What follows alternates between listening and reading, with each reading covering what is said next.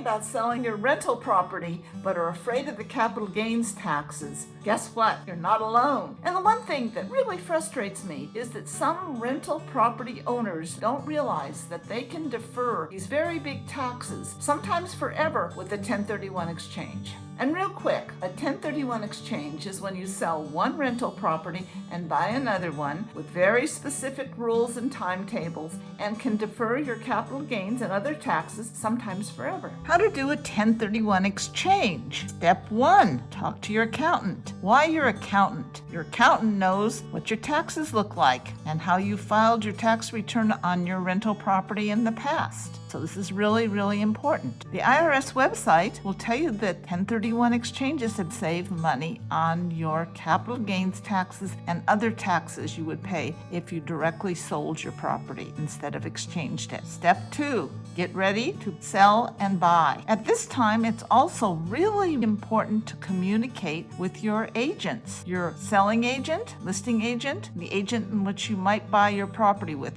Often the same agent, however, they may be in different states, and it's really best to get an agent that's experienced in 1031 exchanges, someone like myself who's done many of them. Step 3, sell your rental property. Meanwhile, you might also be looking at properties to buy. Step 4, when you sell your rental, make sure that all funds go directly to a qualified intermediary. You are not allowed to touch those funds. You've been looking at properties to buy, and you must designate to your qualified intermediary up to 3 properties that you are going to buy. Sometimes people like to make offers on the properties they're buying while they're still in escrow with the first property that they're selling. This 45-day deadline is crucial and cannot change. Number 6, contract to buy your new property or properties. Number 7, authorize your qualified intermediary to send the funds to close your new property. Remember, you're not going to be the person who sends the money. The QI sends the money. And that's going to be a situation where you must